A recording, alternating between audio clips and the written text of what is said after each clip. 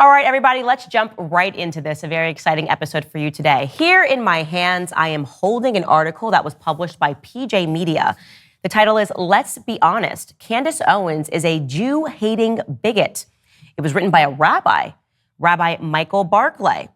So I read this article, and honestly, there are only two options here. Either this rabbi is genuinely ignorant of everything that I have ever said, in which case I'm happy to clarify it because he will be joining us on today's episode. Or the other option is he's completely aware of the things that I have said, and he is just a monster. I'm excited to find out when we sit down here with Rabbi Barclay. I think it's important to first identify what anti-Semitism is. It is a different type of hate than any other type of hate in the world. And if you and I are speaking crossways because we have a different understanding and definition, that's not going to lead to any dialogue. That's not going to lead. Look, I said to Skylar, I'd love to walk out of here and say, you know what, I was wrong, and write an article, I apologize, and I was wrong. But the first piece is to have a mutual understanding of what is anti-Semitism. I think that would help a tremendous amount. I actually totally agree with you on that. That is a perfect place to start. Could you provide for us a definition of anti-Semitism? Absolutely. I really appreciate that because I think that is the break. If we're not speaking the same language, where can we go, right? So there's a man, a blessed memory man named Lord Jonathan Sacks, who was the chief rabbi of England. He had a great line. He really defined anti-Semitism, that anti-Semitism is Jews have no right to exist collectively as Jews with the same rights as other human beings. Which is kind of a weird statement. So let's just track back a bit to understand the history of anti-Semitism. 2,000 years ago, Jews don't accept Jesus as Messiah. For people who do not have faith, as the early Christians, as some of them have faith, some of them accept Jesus, but they don't really in their heart. And you and I both know people like Rob McCoy who accepts it fully in their heart, and other people who are doing it without faith. And those who have less faith, the fact that a Jew exists, let alone thrives, is a threat to their faith, because how can the Jew not accept Jesus as God and still thrive? Unless he's associated with the devil. So you start having these myths that are created of the Jew being identified with the opposite of God. This really codifies in 1144 in Norwich, England, what's called the Bloodline. And this is really important to understand, especially today in 2024. In 1144, a young boy is killed, and the local priest says that's because the Jews need to make their matzah with Christian blood. It's called the Bloodline. Let's blame the problems of other people on the Jew. It's just so you know, that's so ridiculous, not only just on its face, but we're forbidden from even having meat that has any blood in it. This is a Torah law. You can't have, that's why, we can't have steak tartare. Okay? So this gets perpetuated in combination with a 4th century, what's called the Vulgate. I'm sorry, did you say in 1140 this happened? 1144 in Norwich, England. Okay, go on. This is after, in the 4th century, you have something called the Vulgate. The Vulgate is the official translation of the Bible. In Hebrew, there's no vowels. And the person who translates, Saint Jerome, who translates the Vulgate, knows what he's doing is translating wrong. He puts down that when Moses comes down from Mount Sinai, he has horns. Karen, when actually the word was Karan, meaning that light shone from his head. So now by 1144, you have the anti-Semitic myth of Jews have horns and they drink blood. And I know people who've been asked when they went into the army and other places, can I see your horns? So this still exists today in 2024 throughout America. And I don't mean just in little rural areas. It exists today, these myths. That Vulgate Bible is the official Catholic Bible all the way through the 1970s. So you need to understand that that's a piece of it, okay? That they're equated with this kind of hate. Because it's about Jews not having the right to exist collectively, when they live in their little communities in the Middle Ages, anti-Semitism is a hate against their religion. By the time you get to the 18th and 20th centuries, when so many Jews have assimilated, they are in culture, they are in arts, they're in science, it's no longer against them for their religion, it's against them for their race. Because anti-Semitism is the oldest hate in the world, and the hate that mutates.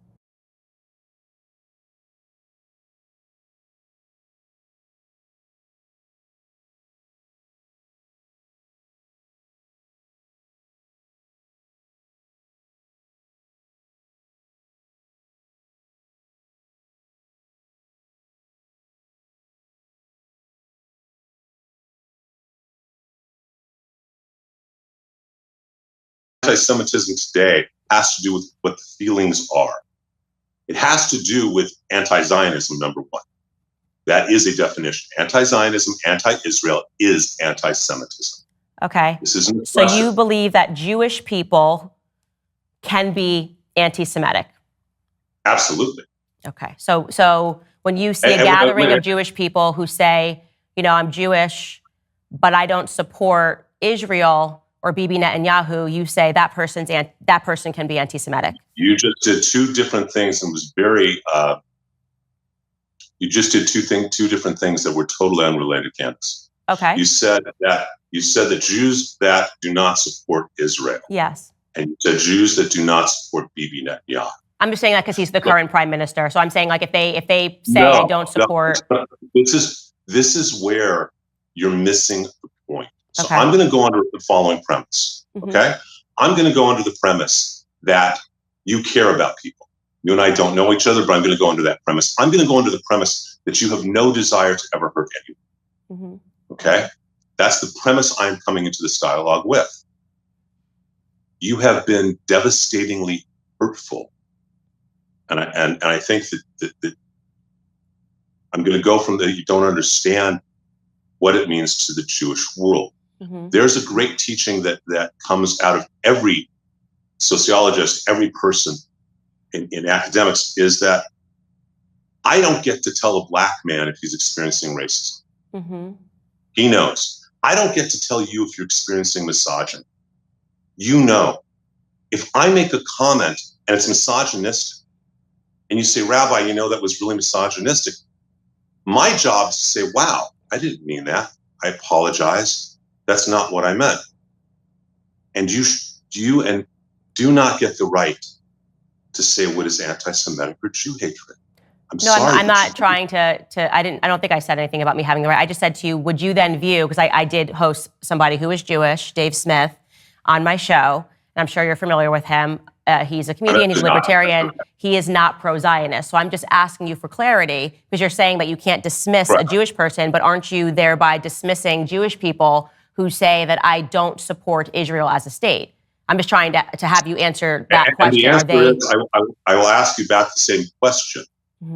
Are there blacks who do not support blacks? Are there pick the cause or the minority who do not support or not, or actually even better?